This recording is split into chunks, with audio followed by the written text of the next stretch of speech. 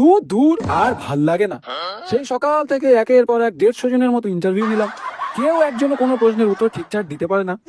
এখনকার ছাবাল বোনরা শুধু মুখস্থ বিদ্যা আর মুখস্থ বিদ্যা, শুধু বইপত্র থেকে মুখস্থ করে আর মুখস্থ করে, আর ইন্টারভিউ দিতে এসে তোতা পাখির মতো বুলি বলে।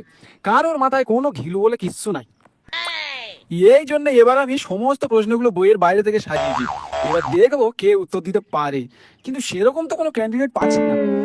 এই রতন, এবার কে আছে তাকে পাঠিয়ে দে। মে আই কামিং স্যার, আমি কি ভেতরে আসতে পারি? হ্যাঁ হ্যাঁ, এসে বসুন দেখি। আর ভালো লাগে না, ইন্টারভিউ নিতে নিতে ক্লান্ত হয়ে পড়েছি।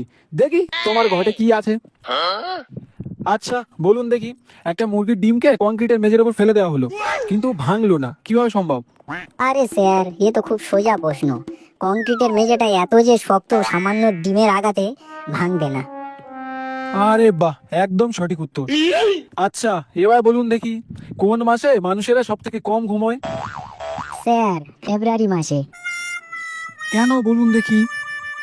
স্যার, ফেব্রুয়ারি মাস অন্য অন্য মাসের থেকে কম দিন থাকে, ওই জন্য স্বাভাবিকভাবে মানুষ কম ঘুমায়। আচ্ছা বেশ বেশ, এবার বলুন দেখি, চীনের মানুষ জাপানের মানুষদের থেকে বেশি খায় কেন? স্যার, এটা তো খুবই সোজা প্রশ্ন। জাপানের থেকে চীনের জনসংখ্যা অনেক বেশি। বেশ বেশ, তোমার চাকরিটা হয়ে গেছে। ঠিক আছে, তুমি তাহলে এবার আসো। Thank you sir. যাই হোক, শর্টের ইন্টারভিউ নেওয়ার পর অন্তত একজনকে পেলাম যে সব প্রশ্নের উত্তর দিতে পারলো। দেখি পরের জন কেমন হয়। এরা তো এরপরে কে আছে পাঠা? আসতে পারি স্যার? হ্যাঁ হ্যাঁ, এসে বসুন দেখি। আচ্ছা বলুন তো দেখি, সন্ধি বিচ্ছেদ কাকে বলে? স্যার, দুই প্রিয় বন্ধুর মধ্যে যখন টাকা পয়সা নিয়ে গন্ডগোল বাঁধে, তখন তারা মারামারি করে একে অপরের থেকে বিচ্ছেদ হয়ে যায়, একে সন্ধি বিচ্ছেদ বলে। ও আচ্ছা, এবার বলুন দেখি, বৃষ্টি আসার আগে মেঘ গর্জন করে কেন? স্যার, বৃষ্টি হওয়ার আগে মেঘে গর্জন করে, তার কারণ হলো যে এবার সবাই সাবধান হয়ে যাও। তার কারণ হলো এবার আমি আসছি, নাহলে সবাইকে ভিজিয়ে দেবো।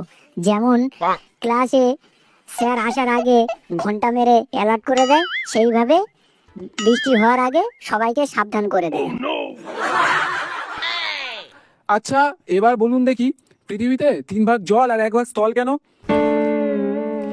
স্যার, এই যে পৃথিবীতে আমরা এত কোটি মানুষ বাস করি, সবাই যাতে জল পায়, যাতে জলের কষ্ট না হয়।